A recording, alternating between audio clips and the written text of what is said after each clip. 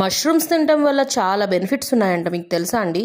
Mushrooms తినటం వల్ల anti oxidants, vitamins, minerals పుష్కలంగా ఉంటాయంట. అంతేకాకుండా విమెన్లో బెస్ట్ క్యాన్సర్ రాకుండా కూడా ప్రివెంట్ చేస్తుందంట. సో లేట్ చేయకుండా మష్రూమ్స్ కర్రీ చేసేసుకుందాం. ఇది చపాతీతో కూడా చాలా బాగుంటుంది. ముందుగా కర్రీ కోసం మసాలా ప్రిపేర్ చేసుకుందాం. ఒక పెద్ద సైజు ఉల్లిపాయ, అల్లం, వెల్లుల్లి, కొన్ని జీడిపప్పులు వేసి ఫుల్గా మిక్సీ పట్టేయండి. తర్వాత నెక్స్ట్ ప్యాన్ తీసుకొని ఆయిల్లో పచ్చిమిర్చి, చిన్న ముక్కలుగా కట్ చేసుకున్న ఒక ఆనియన్ ఫుల్గా వేపేసుకున్నాక మనం ముందుగానే మిక్సీ పట్టుకున్నాం చూసారా మసాలా, ఆ మసాలా దీంట్లో వేసి ఫుల్గా వేపేసుకోవాలి. మసాలా పచ్చివాసన పోగానే చిన్న ముక్కలుగా కట్ చేసుకున్న మష్రూమ్స్ని దీంట్లో వేసి తగినంత పసుపు, ఉప్పు, కారం, గరం మసాలా, ధనియాల పొడి, జీలకర్ర పొడి వేసి ఫుల్గా మిక్స్ చేసేసుకొని మూత పెట్టేయండి.